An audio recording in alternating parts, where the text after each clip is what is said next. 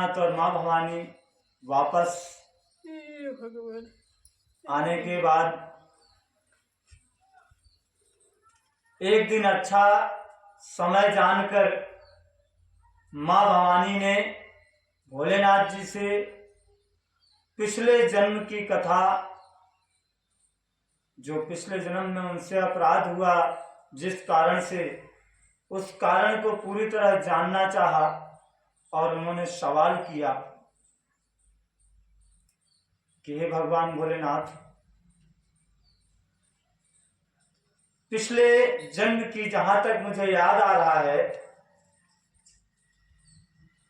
जिस कारण से मुझसे अपराध बना था, वो प्रभु श्री राम जिनका आप भी जप करते रहते हैं, जिनके नाम का जप आप सदैव करते रहते हैं, मैं आपसे दोनों हाथ जोड़कर निवेदन करती हूं कि आप मुझे उनके बारे में विस्तार से बताएं कि वो वही राम है या कोई अन्य राम है जिनकी आप उपासना करते हैं, या जिनकी आप उपासना करते हैं यदि वो राम है तो निर्गुण कोई अन्य राम है क्या? कृपया आप हमें इसका भेद बताएं। और अगर वही दोनों एक ही हैं तो निर्गुण सगुण कैसे हो सकता है, इस बारे में भी बताएं। आप हमें ये भी बताएं कि आखिर क्या कारण रहा जो निर्गुण को सगुण के रूप में अवतार लेना पड़ता है।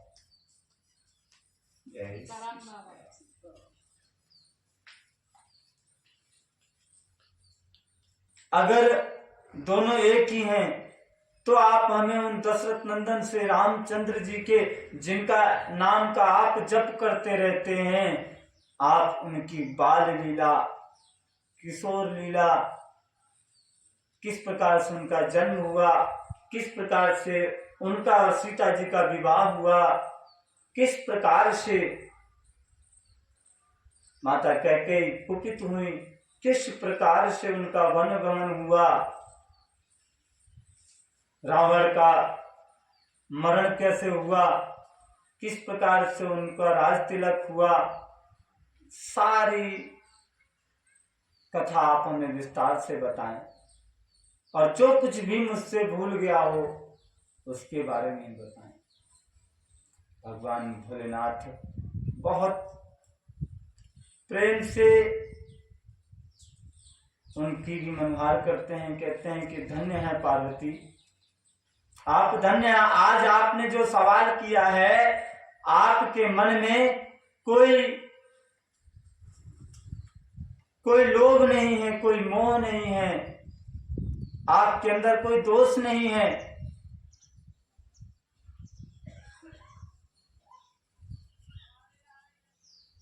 लेकिन फिर भी एक बात खलती है, जो आज भी आपने वही बात की जो पिछले जन्म में की थी। और ऐसी बातें तो सिर्फ मूर्ख लोग ही किया करते हैं या निशाचर प्रवृत्ति के लोग किया करते हैं। हे पार्वती, तुम्हारे सारे प्रश्न स्वाभाविक हैं, सुंदर हैं, सुखदायक हैं, संत सम्मत हैं, और आपके सारे प्रश्न सुन के मुझे बहुत अच्छा लगा। मुझे मेरे प्रभु की याद दोगुनी हो गई। परंतु हे पार्वती, तुम्हारी से वही एक बात अच्छी नहीं लगी। यद्यपि कहीं ना कहीं अभी तुम्हारे मन में मोह का घेरा है, तुमने मोह के वश में होकर ही यह बात कही है। तुमने जो यह बात कही है कि वे राम कोई और हैं, जिन्हें वेद गाते हैं, मुनिजन जिनका ध्यान करते हैं, जो मोह रूपी पिशाच के द्वारा ग्रस्त हैं, जो पाखंडी हैं, जो भगवान के चरणों में जिनका मन नहीं लगता, वही ऐसी बात करते हैं जो झूठ सच कुछ भी नहीं जानते। ऐसे अधम मनुष्य ही इस तरह की बात कहते सुनते हैं। जो अज्ञानी है, मूर्ख हैं, अंधे और भाग्यहीन हैं, जिनके मन रूपी दर्पण पर विषय रूपी काई जमी हुई है, जो व्यभिचारी हैं, छली हैं, कुटिल हैं, जिन्होंने कभी स्वप्न में भी संत समाज के दर्शन नहीं किए, उनके ही मुख से ऐसी बात निकलती है।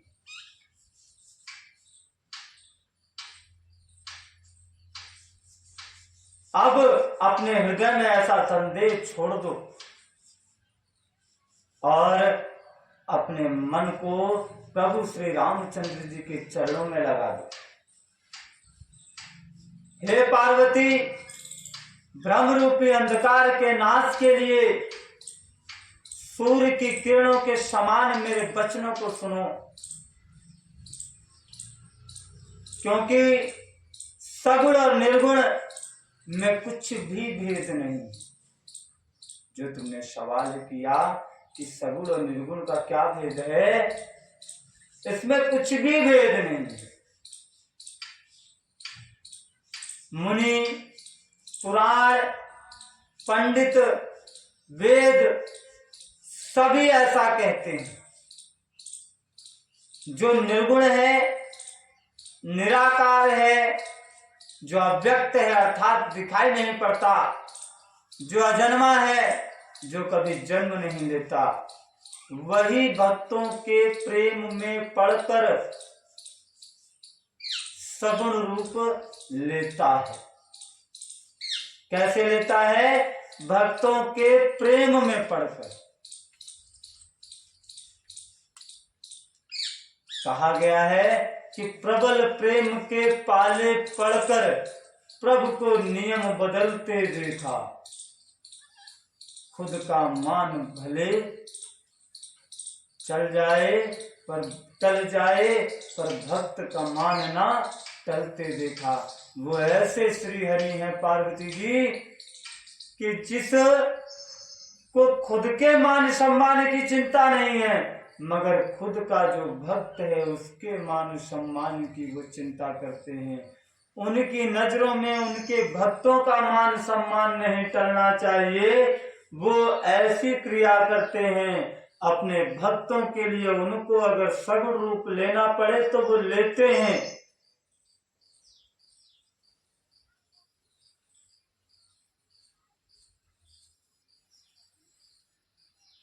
जो निर्गुण है वही सगुण है। निर्गुण और सगुण में कोई भेद नहीं। अब आपका प्रश्न है कि जो निर्गुण है वो सगुण कैसे हो गए? जैसे जल और ओले में क्या भेद है? ओले को जब गिरता है तो 2 मिनट बाद आप देखिए तो ओला नजर नहीं आएगा। अगर उन ओलों को किसी पात्र में भरकर रख देंगे, कुछ समय उपरांत आप देखेंगे तो उसमें जल मिलेगा। अर्थात जल से ही ओला बनता है और ओले से ही जल होता है। तो जिस प्रकार जल और ओले में कोई भेद नहीं है, उसी प्रकार निर्गुण और सगुण में भी कोई भेद नहीं है। दोनों एक ही। जिसका नाम ब्रह्म रूपी अंधकार के मिटाने के लिए सूर्य है, उसके लिए मोह का प्रसंग भी कैसे कहा जा सकता है? जो स्वयं लोगों के अंदर बैठे हुए अंधकार का नाश करता है, लोगों के अंदर बैठे हुए मद, मोह, लोभ, मत्सर इनका विनाश करता है, वो स्वयं इनके घेरे में कैसे पड़ सकता है?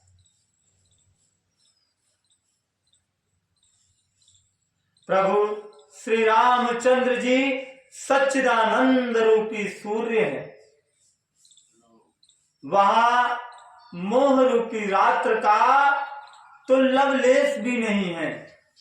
एक बाल का 100वां हिस्सा भी नहीं है मोह का। वह किसी के प्रति आसक्त नहीं है। वे स्वभाव से ही प्रकाशित है। भगवान है वो। वहां तो विज्ञान रूपी प्रातःकाल नहीं होता। क्यों? क्योंकि वहां रात्रि ही नहीं होती। जब रात्रि नहीं होगी तो प्रातःकाल कहां से होगा? सदैव प्रकाश रहता है वो। क्योंकि भगवान तो नित्य ही ज्ञान स्वरूप है।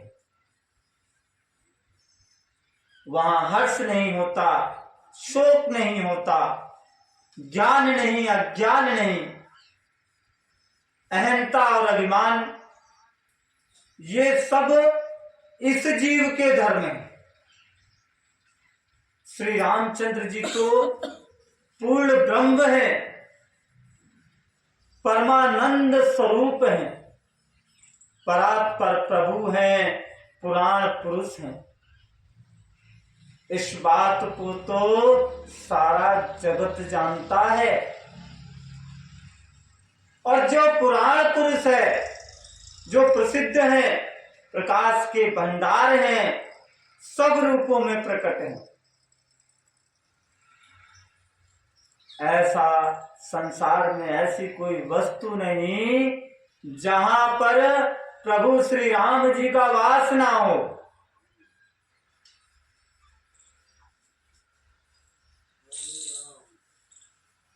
वो ही सब जगत के स्वामी हैं। इस जगत में सबके स्वामी एकमात्र हमारे प्रभु श्री रामचंद्र जी हैं। और वही राम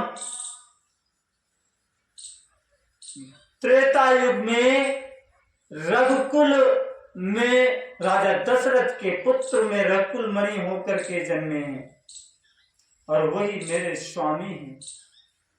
ऐसा कहकर शिव जी ने उनको मस्तक, राम जी को मस्तक नवाया। अच्छा, अज्ञानी मनुष्य अपने आप को, अपने भ्रम को समझते तो है नहीं, और वे मूर्ख प्रभु श्री रामचंद्र जी पर उसका आरोप कर देते हैं। वो तो राजा को बेटा हो, वो काय को भगवान? भगवान होते तो कोई चमत्कार ना दिखा तो।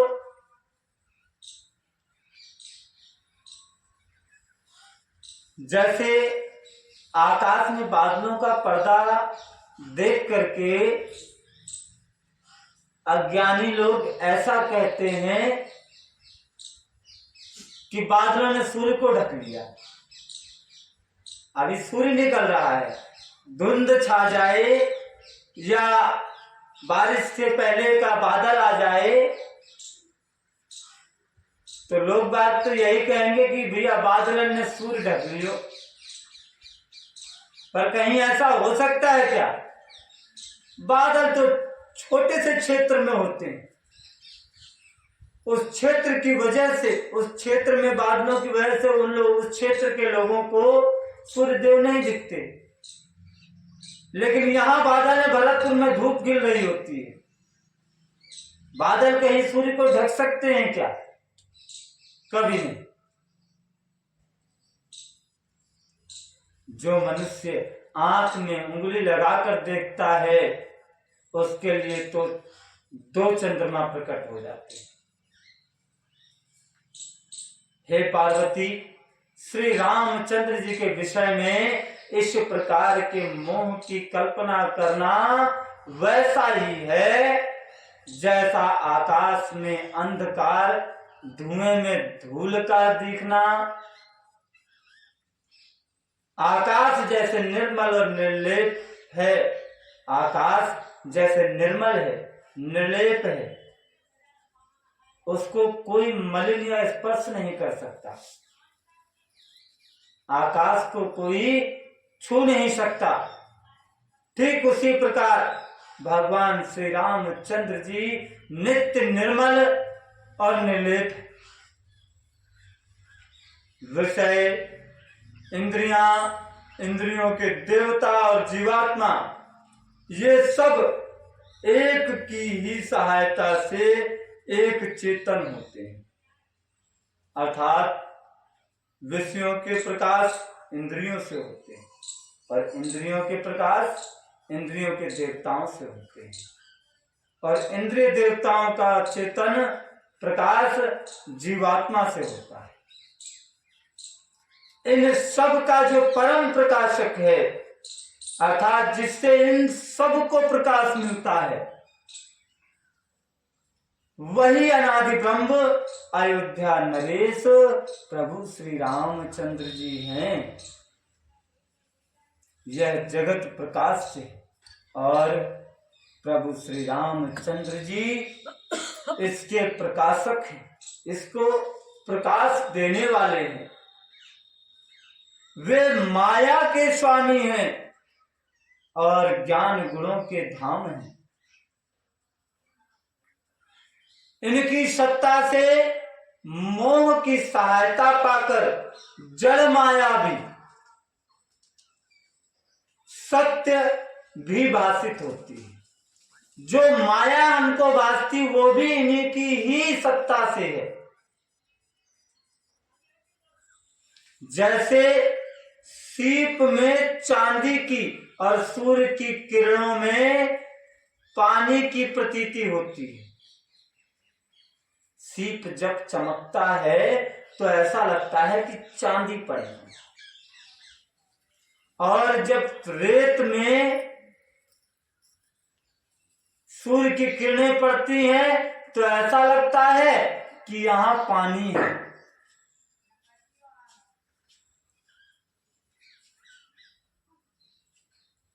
जबकि यह प्रतीति तीनों कालों में झूठ है, फिर भी सत्य लगता है।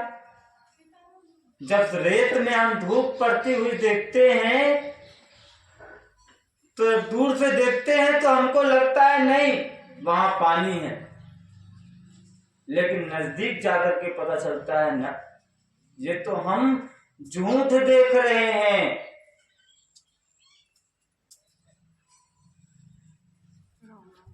हम झूठ देख रहे हैं। ये तो भ्रम है और इस भ्रम को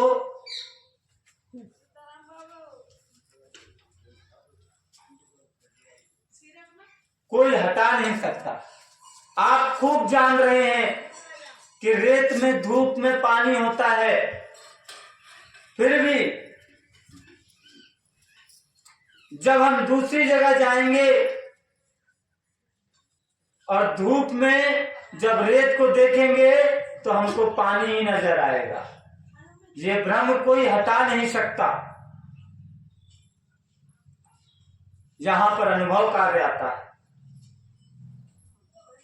इसी तरह संसार भगवान के आश्रित रहता है।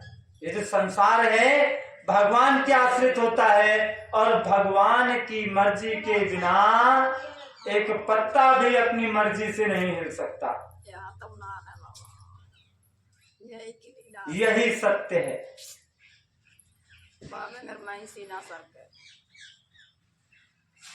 यद्यपि हमको पता है कि ये असत्य है तो भी दुख होता है। ये सारा संसार मिथ्या है, स्वप्न है। हमको पता है, फिर भी ये हमको दुख देता है। अच्छा, हम स्वप्न में हम सो रहे हैं और स्वप्न में हमने देखा कि किसी ने हमारी मुंडी काट दी। अब हमको भारी दुख हो रहा है कि फलाने ने हमको मार दिया, हमारा सर धड़ से अलग कर दिया, अब मेरा क्या होगा। सपने में तो हम मर गए, पर किसी ने हमको आवाज दी, उठा के बिठाया तो देखा कि हमारी मुंडी तो लगी हुई है, पूरा शरीर जैसे का तैसा है। सपने में तो हम मर गए थे, पर वास्तव में जब जगे तब हमें भान हुआ कि नहीं, हम सकुशल हैं। जब तो बाबा तू गिर वो सपने में मेरे वो जब तो पीछे जिस प्रकार वो स्वप्न मिथ्या है, यह जागृत अवस्था जब सही नहीं आया जो हमको सत्य लग रही है, इसी प्रकार ये समस्त जीवन और समस्त संसार जो है मिथ्या है। सत्य तो केवल एक राम जी का नाम है। हे पार्वती, भोलेनाथ जी कह रहे हैं कि हे पार्वती, जिनकी कृपा से इस प्रकार का भ्रम मिट जाता है, वही कृपालु श्री रामचंद्र जी, श्री रघुनाथ जी हैं, जिनका आदि और अंत किसी ने नहीं जान पाया। वेदों ने अपनी बुद्धि से अनुमान लगाकर कहा है, वेद भी जिनके बारे में नेति नेति, अर्थात नेति नेति का मतलब इतना ही नहीं, यानी जो वेदों में लिखा है भगवान के बारे में सिर्फ इतना ही नहीं है, और भी कुछ।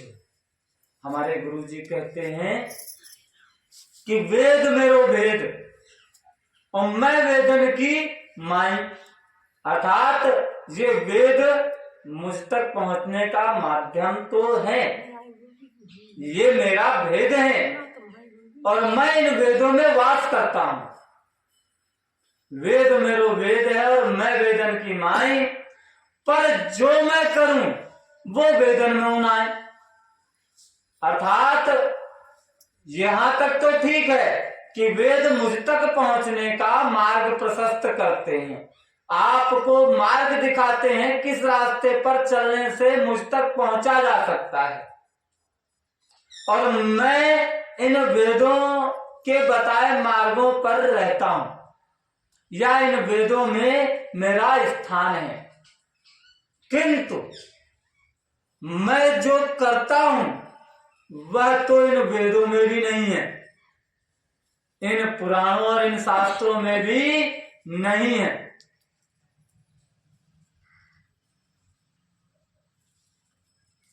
वह ब्रह्म बिना पैर के ही चलता है। तुलसीदास जी किस प्रकार कहते हैं कि बिनु पद चलै सुनई बिनु काना, कर बिनु करम करई विधि नाना, आनन रहित सकल रस भोगी, बिनु बानी बक्ता बड़ जोगी।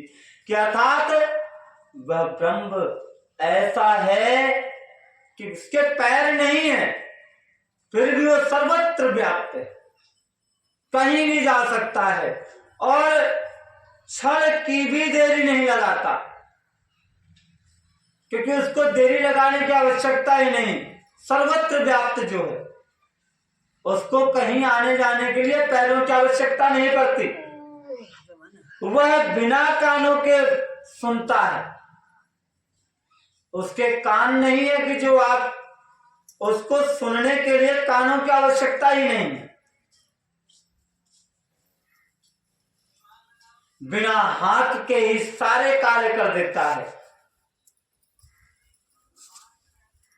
बिना मुंह के ही सारे रसों का आनंद ले लेता है, और बिना वाणी के ही वह बहुत योग्य वक्ता है। उनसे उत्तम वक्ता तो कोई हुआ ही नहीं।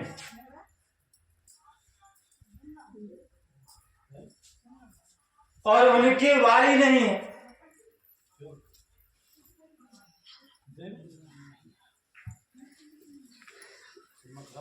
वह बिना देह के, बिना शरीर के ही स्पर्श करते हैं, बिना आंखों के ही देखते हैं,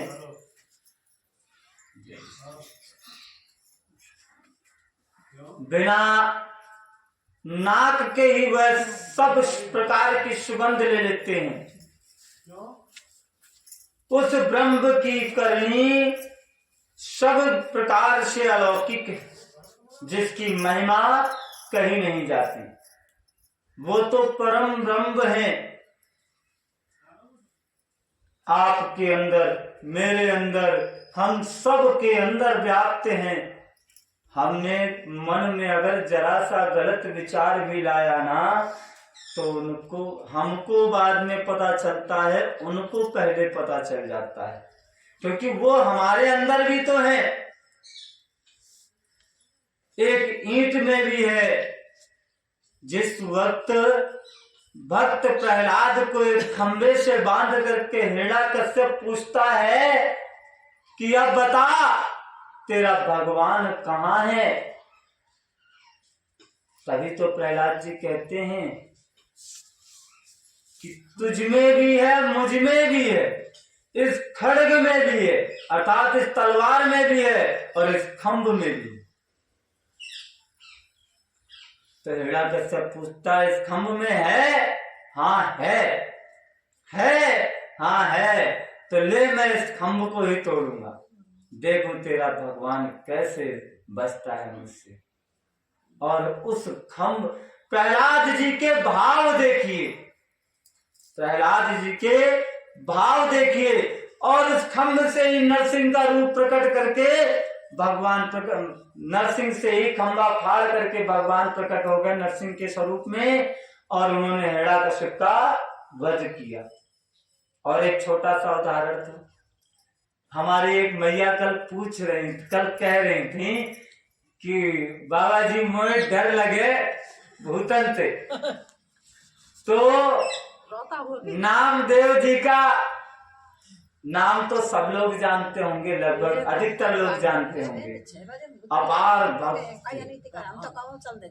ऐसे भक्त थे जिनसे भगवान आमने सामने बात करते थे। नामदेव जी वो भक्त थे। एक बार क्या हुआ,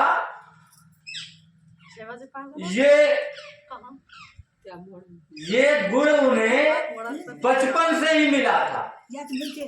अच्छा, इस बात का उन्हें थोड़ा सा कहीं अभिमान भी था।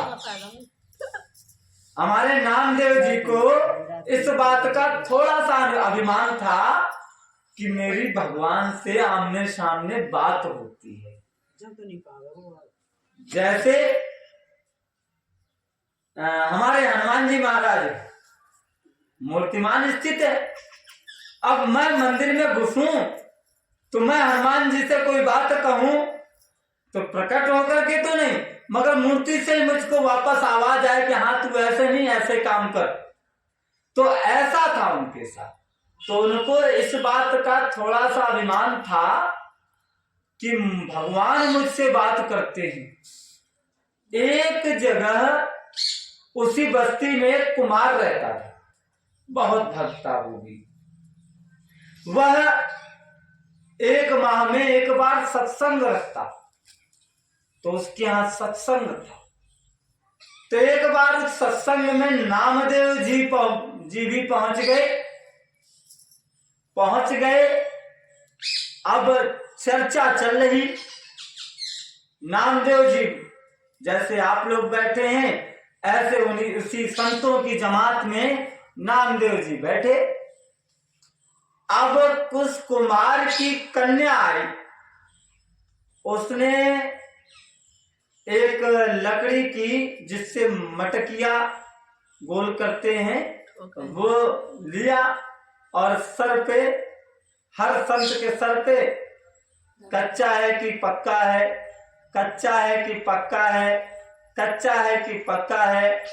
नामदेव जी के सर पे जब वो पड़ी, एक क्या कर रही है, संतों के साथ ऐसे पेश आते हैं, ऐसा व्यवहार करते हैं। नामदेव जी बोल पड़े, पिताजी ये मटकिया अभी कच्ची है, ये मटकिया अभी कच्ची है। अब नामदेव जी को लग गई बात। बनता है। ये मटकिया भी कच्ची है, तात्पर्य क्या हुआ? वहां बैठे हमने संतों से बात की तो किसी ने भी संतुष्टि पूर्वक जवाब नहीं दिया। अब आधा सत्संग छोड़ करके नामदेव जी उल्टे पैर भगे मंदिर को, आ गए हरि शरण में। प्रभु,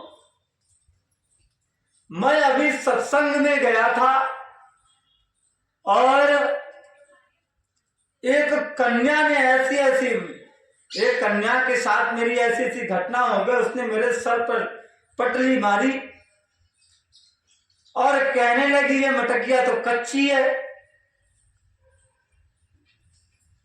तो बोले बिल्कुल सही कहा। ठाकुर जी ने भी जवाब दिया कि उस कन्या ने सही कहा, अभी मटकिया कच्ची है। बोले कच्ची कैसी है? मेरी आपसे बात होती है आमने सामने, अभी भी तो आप मुझसे बात कर रहे हैं। बोले तो वार्तालाप का एक अलग कारण है, लेकिन अभी कच्ची है। अभी आप ये बताइए, आपने मुझको आज तक देखा? नहीं देखा। आप कच्चे हैं, इसीलिए आपने अब तक मेरे दर्शन नहीं किए। ये तो आपके पूर्व जन्मों का प्रताप है कि आप मुझसे स्पष्ट बात कर लेते हैं, लेकिन इसका मतलब ये नहीं कि आप सिद्ध हो गए। आप सिद्ध नहीं, आप पक्के नहीं, अभी आप कच्चे हैं। तो प्रभु, अब इनका अभिमान चूर हो गया। अब दोनों हाथ जोड़ करके चरणों में गिर गए।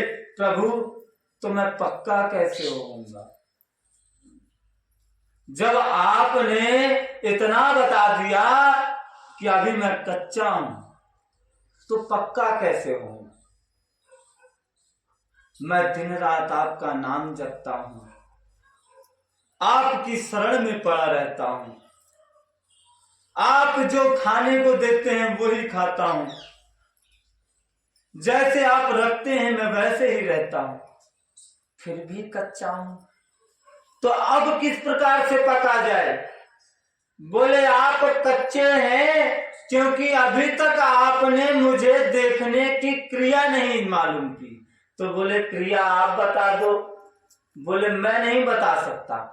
तो कौन बताएगा? बोले गुरु बताएगा। आपने अभी तक अपना गुरु नहीं बनाया। गुरु नहीं बनाया? तो बोले हाँ, गुरु तो नहीं बनाया। बोले जब आपने गुरु नहीं बनाया तो आप मुझसे बात कैसे करते हैं? ये तो आपके पूर्व जन्मों का प्रताप है, जिसके कारण आप मुझसे बात कर लेते हैं। नहीं तो मैं तो बिना गुरु के किसी के पास भी नहीं पहुंचता। तो फिर कैसे हो? किसको गुरु बनाया जाए? जब आपने इतनी बात बताई तो ये भी बताएं कि किसको गुरु बनाए। बोले यहां से 10 कोस दूर एक जंगल है, पहाड़ है। उस पहाड़ के ऊपर एक मंदिर है। उस मंदिर में एक महात्मा है, वो आपके गुरु बनने लायक है। वहीं चले जाइए। अब नामदेव जी चल दिए। उस मंदिर पर पहुंचते हैं तो क्या देखते हैं कि एक महात्मा, भोलेनाथ जी का मंदिर है और उस मंदिर के शिवलिंग पर पैर टिकाए, पीठ पीछे दीवार पर, सर पीछे दीवार पर लगाए और अपने दोनों पंजे शिवलिंग पर रखे हुए और आराम से लेटा हुआ है। नामदेव जी ने देखा ये महात्मा है। ऐसा महात्मा होता है, सामने भगवान का अनादर कर रहा है।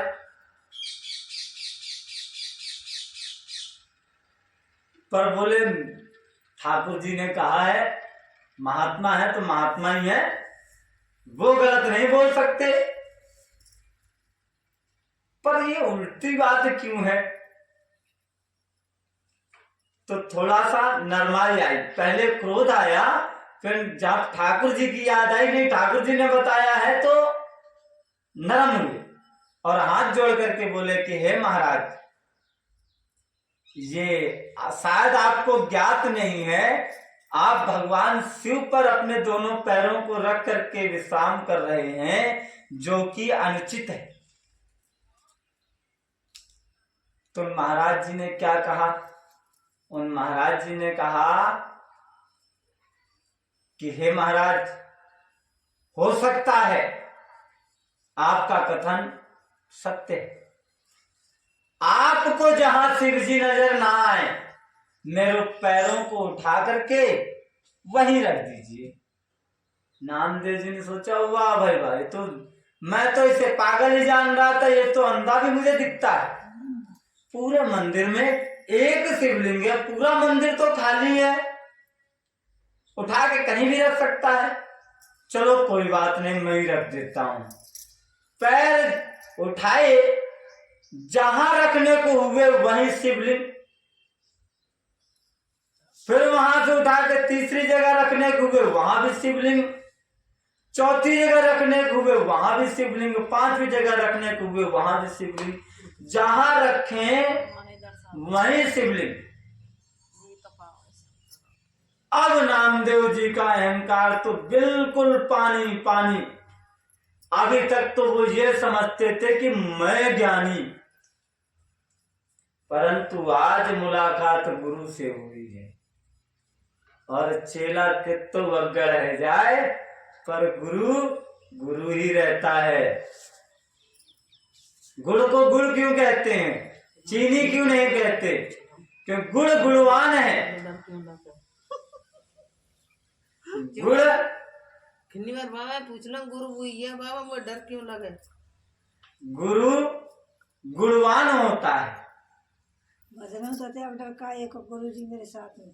गुरु जी तो मंदिर पर रह जाए। गुण में कई सारे गुण हैं डर तो जब लगा जो हमारे शरीर से व्याधियों को समाप्त करते हैं। गुरु दो दिन पीछे मरी। और जो चीनी होती है ना, वो चीनी हमारे शरीर में अनेकों प्रकार की बीमारियां पैदा करती है। साथ ही करेगा तो भाई किस कह रहे गुरु से पूछा। तो इसी प्रकार से इसी प्रकार से अब आपके सवाल का जवाब आ गया। अब आपके सवाल का जवाब, तब नामदेव जी का अहंकार चूर हुआ, वो उन महात्मन के पैरों पर गिर गए, बोले महाराज ये क्या लीला है, ये क्या माया है, मेरी समझ में नहीं आया। बोले आप तो अपना कार्य कहो, किस उद्देश्य से आए हो? बोले भगवान मैं आपको अपना गुरु बनाने आया हूं, आप मुझे अपना गुरु आप मुझे अपना शिष्य स्वीकार करें और मुझ पर कृपा करें और मुझे कुछ उपदेश करें। अच्छी बात, उन्होंने उनको दीक्षा दी। उन्होंने बताया कि मैं ऐसा ऐसा हूं, मेरी ठाकुर जी से बात होती है, ठाकुर जी का आदेश है, मैं बिना आपसे दीक्षा लिए ठाकुर जी के दर्शन नहीं कर सकता, कृपया आप मुझे वो मार्ग बताएं जिससे ठाकुर जी के दर्शन। तो बोले आप मुझे ये बताओ ठाकुर जी कहां नहीं है? सर्वत्र ठाकुर जी हैं, सर्वत्र ठाकुर जी हैं, हर जगह ठाकुर जी हैं, हर जगह ठाकुर जी। राम जी का वास हर जगह। इसी चीज को ध्यान रखो, आपके सामने कोई भी जीव प्राणी कोई भी आ जाए, उसमें ठाकुर जी को ही देखो, मगर ठाकुर जी को तो देखना है, फिर अपने पद या अपने कर्तव्य को भी देखना है। आप किस कर्तव्य पद पर बैठे हुए हैं, या कोई पत्नी कर्तव्य का कर्तव्य निभा रहा है, पत्नी धर्म का कर्तव्य निभा रहा है, कोई भाई के धर्म का कर्तव्य निभा रहा है, कोई किसी कंपनी के मालिक के पद पर बैठा है तो उसे अपने नौकरों के साथ, अपने सेवकों के साथ स्वामी के धर्म का निर्वहन करना है। कोई सेवक बन करके किसी की सेवा कर रहा है तो उसे सेवक के धर्म का निर्वहन करना है। पुत्र को अपने पिता के साथ, मां के साथ एक पुत्र के धर्म का निर्वहन करना है, पिता को अपने पुत्र के साथ पिता के धर्म का निर्वहन करना है, पति को पत्नी के साथ पति धर्म का निर्वहन करना है। तो जो आपको सेवा मिली है उस सेवा पर विशेष ध्यान दीजिएगा। जैसी परंतु हर प्राणी में हरि का दर्शन करना है। ये बाबा रमेश पर नगार पर है। सब प्रकार से ऐसी कोई वस्तु नहीं है जिस प्रकार आपके सामने अभी आपने जहां पैर रखने चाहे वहीं शिव जी प्रकट हुए। सर्वत्र शिव व्याप्त है, सर्वत्र राम व्याप्त है। राम ही शिव है, शिव ही राम है। ये तो बाबा सोम से मिले वो सब में आज 5:45 चली गई।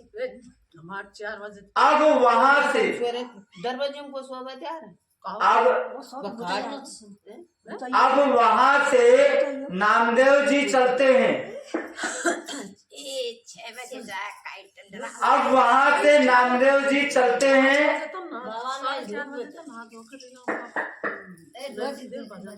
अब वहां से नामदेव जी चलते हैं। आपके मतलब की कथा चल रही है। उतना जय तब भगवान की कथा क्यों ऐसी की कहा कहते वहां से नामदेव जी चलते हैं। डर की नहीं कहती, एक सुनती है। तालाब के किनारे आकर के जहाँ शमशान था वहां आकर के विश्राम करने के लिए बैठ जाते हैं। कथा सब चली। बाबा ये लड़ रही है। शमशान के सहारे तालाब के किनारे विश्राम करने के उद्देश्य से बैठ जाते हैं। एक चट्टान पर बैठे होते हैं। थोड़ी देर पश्चात ही एक जिन्न प्रकट होता है। अभी अभी गुरु से सीख लेकर के आए ना, जिंद पाओ। और तालाब के सहारे बैठे बैठते ही जिन्न प्रकट होता है और वो बड़ी तेज से ठहाके लगाता है, पूरी तरह से आसुरी प्रवृत्ति के ठहाके। आदमी देख करके डर जाए, या तो मृत्यु की आगोश में चला जाए या तो बेहोश हो जाए। आंखें खुली तो नहीं रख सकता, ऐसा बुरा दृश्य। पर नामदेव जी मुस्कुरा उठे, अपने गुरु के शब्द याद आ गए। बोले ठाकुर जी अब आप नहीं छुप सकते, अब आप कैसे वेश बनाए लो। आप ठाकुर जी हैं, अब आप मुझसे नहीं छुप सकते, आप चाहे कैसे कर लो।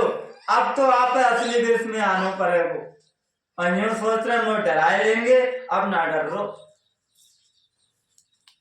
और तुम्हें ऐसे रहना तो ऐसे रहो, कोई दिक्कत नहीं। जब हमने अब तक मूर्ति की पूजा करी तो अब हम तुम्हारी पूजा कर लेंगे। इतना कहना हुआ। नामदेव जी के मन में गुरु के दिए हुए वचनों का पूर्ण विश्वास था, अंदर से विश्वास था। विश्वास का होना किसी को दिखाना नहीं होता है, विश्वास अंदर से पैदा किया जाता है। और जिस क्षण अंदर से गुरु के वचनों पर विश्वास हो जाता है, वहां उस जिन्न में ठाकुर जी प्रकट हो गए। उस जिन्न का शरीर त्याग करके ठाकुर जी अपने चतुर्भुजी आकार में साक्षात दर्शन दे गए। बोले मैंने कहा था कि गुरु के बिना मैं नहीं मिलूंगा। आज अभी तुम गुरु से होकर के आए, मैं तो तुम्हारे साथ 24 घंटा रहता हूँ। तू तो यही है महाराज, सबके साथ मैं तो 24 घंटे रहता हूँ। जिन्न में भी मैं हूँ, भूत में भी मैं हूँ, पिशाच में भी मैं हूँ, शेर में भी मैं हूँ, बिल्ली में भी मैं हूँ, कुत्ते में भी मैं हूँ। कितने एक रूप धर ले महाराज। फिर दूसरी परीक्षा हुई नामदेव जी की, दूसरी परीक्षा हुई। बहुत समय बाद, 2-4 महीने बाद नामदेव जी गए बाजार में। नामदेव जी बाजार में गए और बाजार में जाते क्या है, बोले अब तो मैंने ठाकुर जी को पहचान लिया। फिर अब तो दर्शन होने लगे ना, तो बोले अब तो हम ठाकुर जी को पहचान लेते हैं, अब तो हम ठाकुर जी को पहचान लेते हैं। क्या देख रहे हैं, बाजार में एक स्त्री और एक पुरुष हाथ में बांका लिए, वो बाजार से आगे आगे जा रहे थे, बाजार से ही उनके पीछे पीछे लगी है। बाजार पार हुआ, सुनसान जंगल में रास्ते में स्त्री कह रही है कि सुनो जी, आज बढ़िया शिकार मिला है और समय भी बड़ा उत्तम है, और पूरे दिन से कोई उचित मौका नहीं मिला है, आज तो इसी की तरकारी बनेगी। अब नामदेव जी सुन रहे हैं, आदमी कह रहा है बात तो ठीक है, बहुत दिन हो गए आदमी का गोश्त खाए हुए, बहुत दिन हो गए आदमी का गोश्त खाए हुए, आज एक काम करो, बना ही डालो, कर दो इसका काम। अब नामदेव जी ने सुना, देखा इधर उधर कोई और तो नहीं है, यही तो मेरे पीछे है और मेरा ही शिकार करेंगे। अब भागे नामदेव जी आगे आगे और वो स्त्री और पुरुष दोनों पीछे पीछे। अब वो आगे आगे और ये पीछे पीछे, और सीधा मंदिर में दुबक गए। मंदिर से कुछ क्षण दूर तक वो थे, नामदेव जी को दिखे। नामदेव जी की हफनी लग रही। ठाकुर जी ने पूछा क्या हुआ, शायद धूप में करना होगा चार पाई।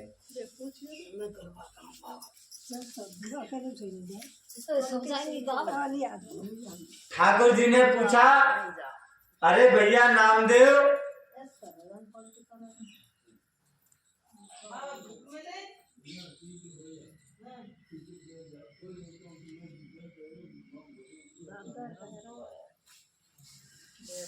आज को कता गयो तो गए। गया। नामदेव जी ने पूछा, ठाकुर जी ने पूछा कि अरे नामदेव, कैसे भागते भागते आ रहे हो? दोपहर बाबा हम बैठे सोते आराम से सुनने, दर्द चल रहा, दर्द की गोली तो होंगी। कैसे भागते भागते आ रहे हो? जंगल जाएंगे, जंगल को दर्द है, गोली बहरा थी जाती, जंगल जाएंगे, पर अभी देखना पड़ेगा, कोई जंगल की भी कुछ व्यवस्था देखनी पड़ेगी। एनिमा मंगाया है।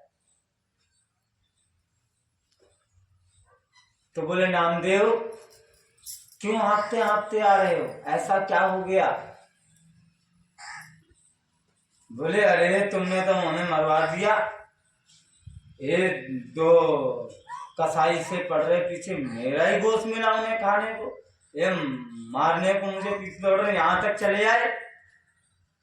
बोले तुम तो कह रहे थे पहचान लिया,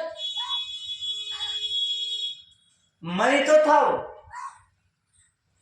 उन दोनों ही रूप में मैं था, तुमने कहाँ पहचान पाया? तुम तो सत्य गाते हुए फिर रहे कि मैं ठाकुर जी को पहचानता हूँ, मैं ठाकुर जी से मिलता हूँ, मैं ठाकुर जी को डेली देखता हूँ। तब कहाँ गई तुम्हारी नजरें जब मैं तुम्हारा पीछा कर रहा था?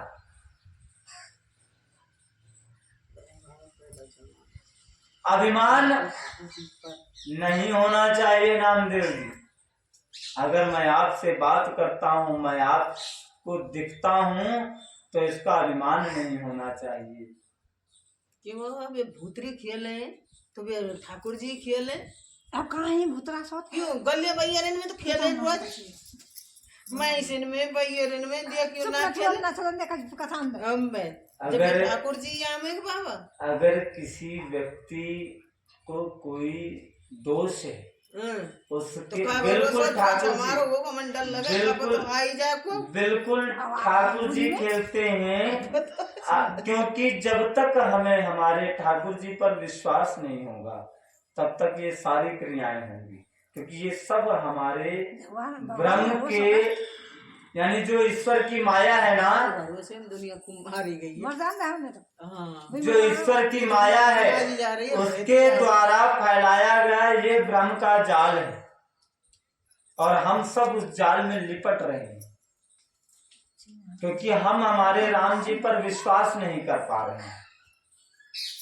एकमात्र एक ब्रह्म हमारे राम जी हैं और अगर हम सच्चे मन से आप जो भी हमारे गुरु के शिष्य हैं उनको सबको भान होगा हमारे गुरु ने राम जी का भी एक मंत्र दिया है और आप सबको राम जी की शरण में भेज रखा है और इसके बाद भी अब आपका कर्म है कि आप उनकी शरण में जा रहे हैं कि नहीं जा रहे हैं।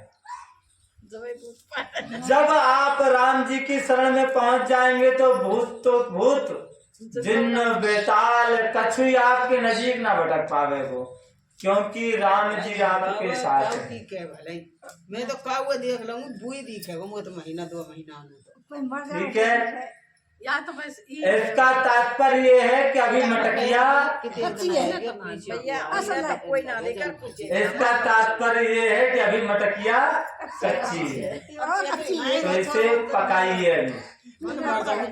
ये सत्य है। यही मंदिर की बताऊं जब लंबरदार बाबा मरो विश्वास जगम दिए जोरे ना मैं आई दीपक जोरे में जब बाबा नहीं रियो यहाँ कौन को दीपक धरा हनुमान जी का फेंक घर को बच अब बता जब हनुमान जी ने आ गया हमारा जब विश्वासम फलदायकम आप किसी गलत वस्तु में विश्वास करेंगे तो गलत दिखेगा। आप अगर राम जी में विश्वास रखेंगे तो राम जी दिखेंगे और कुछ नहीं दिखेगा। तो जैसा आप विश्वास करेंगे वैसा ही फल मिलेगा आपको।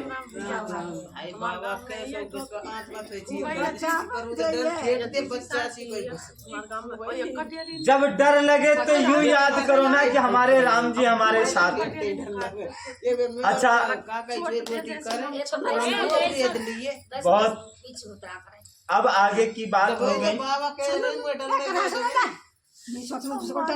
भगवान भोलेनाथ कह रहे हैं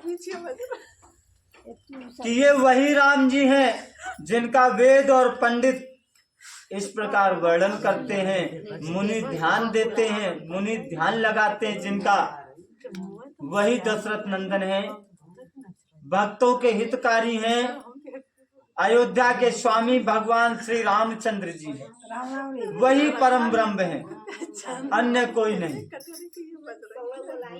हे पार्वती वही राम जी हैं जिनकी सेवा करते आपने मुझे पाया, वही राम जी हैं जिनकी सेवा करते आपने विष्णु जी को पाया, वही राम जी जिनकी सेवा करते आपने ब्रह्मा जी को पाया, वही राम जी हैं जिनकी सेवा करते आपने स्वयं को पाया, जिनकी सेवा करते आपने ब्रह्माणी जी को पाया, जिनकी सेवा करते आपने लक्ष्मी जी को पाया। ये वही राम जी हैं जो सबके राम, जो समस्त देवताओं के, समस्त ईश्वरों के भी ईश्वर हैं, सब राजाओं के राजा हैं, महाराजाओं के महाराजा हैं, वही राम जी परम ब्रह्म। और उन्होंने ही भक्तों के हित के लिए रघुकुल में दशरथ के पुत्र के रूप में जन्म लिया है। हे पार्वती जिनके नाम के बल से, उन राम जी के ही नाम के बल से उन्हीं का नाम लेते हुए मुझ में उनकी कृपा से वो बल आ गया है कि मेरे प्रिय स्थान काशी में अगर कोई अपना शरीर छोड़ता है तो मैं भी उसको मोक्ष प्राप्ति के हेतु राम नाम का ही मंत्र प्रदान करता हूं। ऐसा कहा जाता है। कई जो व्यास हैं, कथा वक्ता हैं, बड़े बड़े महात्मा हैं, सब यही बताते हैं कि जो काशी में अपना शरीर छोड़ता है, मृत्यु पूरे भारत में कहीं हो या पूरे भारत का कहीं भी रहने वाला हो, पूरे विश्व का कहीं का भी रहने वाला हो, अगर उसका अंतिम समय काशी में होता है, उसका अंतिम संस्कार काशी में होता है, तो उसको मोक्ष प्राप्त होता है। क्योंकि वहां पर शरीर छोड़ने वाली आत्मा को भगवान भोलेनाथ स्वयं राम मंत्र प्रदान करते हैं।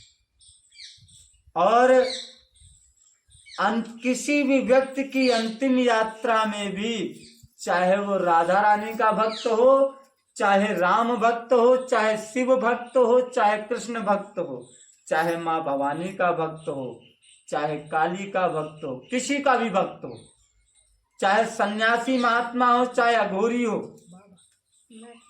चाहे नागा हो, चाहे वैष्णव हो,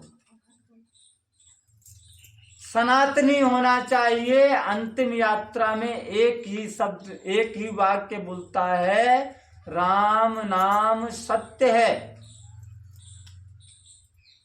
ये क्या दिखावे को बोला जाता है? ये सिर्फ दिखावे को नहीं बोला जाता, ये सारी जनता को, पूरे समाज को ये सुनाया जाता है, बताया जाता है कि अंतिम समय में कोई झूठ नहीं बोलता, किसी की अंतिम यात्रा में किसी को झूठ नहीं बोला जाता, कोई झूठ नहीं बोलता है, क्योंकि यही सत्य यात्रा है।